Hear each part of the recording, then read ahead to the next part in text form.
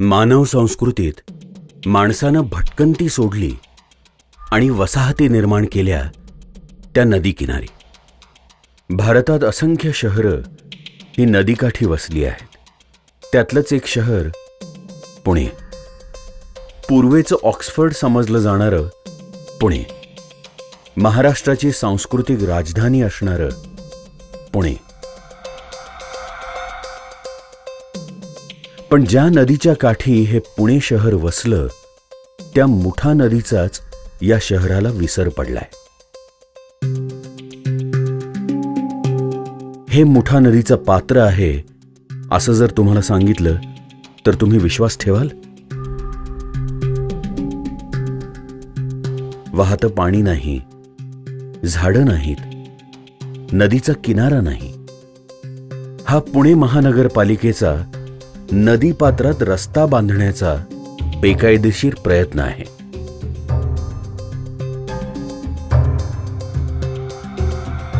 या बेजबाबदारपणाची सुरुवात होते 2005 साली. त्यावर्षी महानगरपालिकेने पुणे शहराच्या विकास आराखड्यात विघातक बदल केला. विठ्ठलवाडी जवळ मुठा नदीच्या पात्रात असणारी ही मोकळी जमीन महानगरपालिकेनं गृहप्रकल्पांसाठी खुली केली. नदीच्या पात्रात इमारती उभारण्याचा धोका किती मोठा असतो याकडे शासनानं जाणीवपूर्वक दुर्लक्ष केलं. या बिल्डर, राजकारणी आणि प्रशासकीय अधिकाऱ्यांच्या कारस्थानात अडकला तो कोणताही दोष नसलेला सामान्य नागरिक. महानगरपालिकेचीच परवानगी आहे म्हटल्यावर लोकांनी इथं घरं घ्यायला सुरुवात केली. ही सगळी घरं विकताना इथं भविष्यात होणाऱ्या एका रस्त्याचं आमिष लोकांना दाखवलं गेलं. पण तो रस्ता याच घरांना किती धोकादायक ठरू शकतो हे अर्थातच कुणीही त्यांना सांगितलं नाही.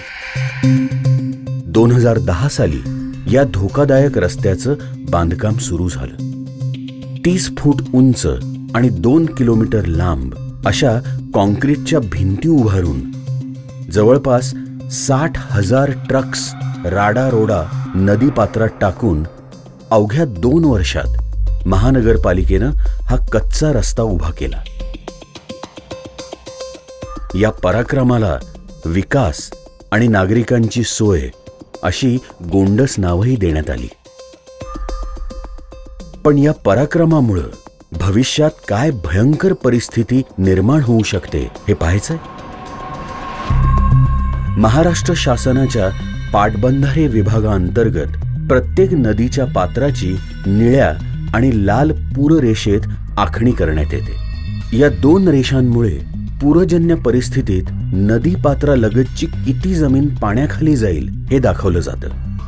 लाल पूररेषा ही 100 वर्षातून एकदा येणाऱ्या पुराचा विचार करून आखलेली असते. तेव्हा लाल पूररेषेच्या आतल्या जमिनीवर जे बांधकाम होईल ते पूर नियंत्रित करावं लागतं. निळ्या पूररेषेच्या आतली जमीन हा नो डेव्हलपमेंट झोन असतो. इथे कोणत्याही प्रकारचं बांधकाम करता येत नाही. हे माहीत असूनही महानगरपालिकेनं इथंच गृहप्रकल्प उभारण्यास परवानगी दिली. मुठा नदीवर खडकवासला, पानशेत, वरसगाव आणि टेमघर अशी 4 धरणं आहेत. यातलं खडकवासला हे धरण पुण्याहून फक्त 7 किलोमीटर अंतरावर आहे. या धरणाची पाणी बाहेर सोडण्याची क्षमता इतर सगळ्या धरणांहून अधिक आहे. जर उद्या पुण्यात जास्त पाऊस झाला किंवा मुंबईत झाली तशी ढगफुटी जर एखाद्या धरणात झाली तर मुठा नदीचं पात्र पाहता पाहता रौद्र रूप धारण करेल. याच वेळी तळजाई टेकडीवरून येणारं पाणीही त्याची वाट शोधत असणार. पण नदी पात्रातल्या रस्त्यासाठी टाकलेल्या प्रचंड भरावामुळं या तळजाई टेकडीवरून येणाऱ्या पाण्याला नदीत मिळायला केवळ एकच छोटा मार्ग आहे. तेव्हा टेकडीवरचं पाणी नदीत शिरण्याऐवजी प्रेशरमुळं नदीचं पाणी उलटं या मार्गातून आत शिरेल. या सर्व इमारतीत पाणी शिरण्यास सुरुवात होईल.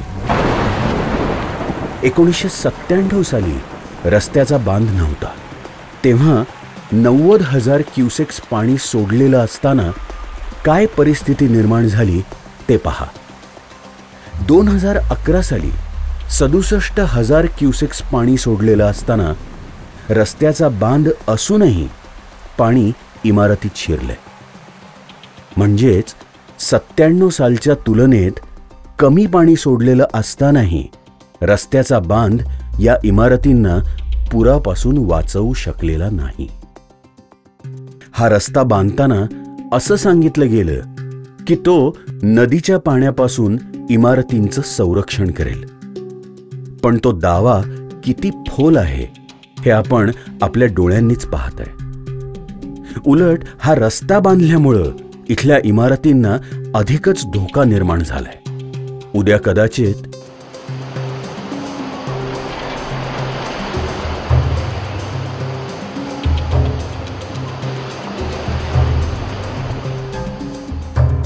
...2011 सालापासून या रस्त्याला वेगवेगळ्या स्तरातून विरोध होत होता. माहितीच्या अधिकाराखाली मिळालेल्या पुराव्यांच्या जोरावर या रस्त्याविरुद्ध राष्ट्रीय हरित न्यायाधिकरणात केस उभी राहिली. या रस्त्याच्या बांधामुळे नदीकाठच्या इमारतींना निर्माण झालेला धोका कोर्टाला जाणवला. तिथं उपस्थित तज्ज्ञ मंडळींनी हा रस्ता पूर्णपणे अशास्त्रीय आणि धोकादायक ठरवला.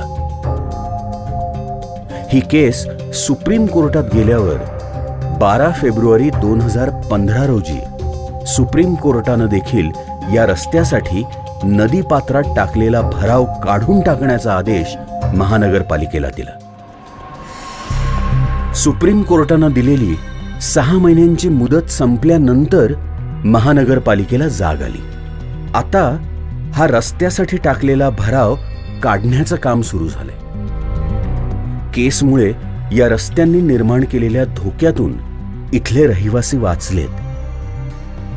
पण अजूनही अनेक प्रश्नांची उत्तरं मिळाली नाहीयेत. मुळात नदीपात्रात इमारती उभारण्याची परवानगी दिलीच कशी गेली?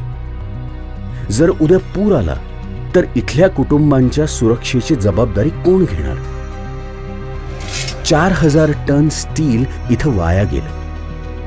हा रस्ता उभा करताना 17.5 कोटी रुपये खर्च झाले. कोर्टात केससाठी लाखो रुपये वाया गेले.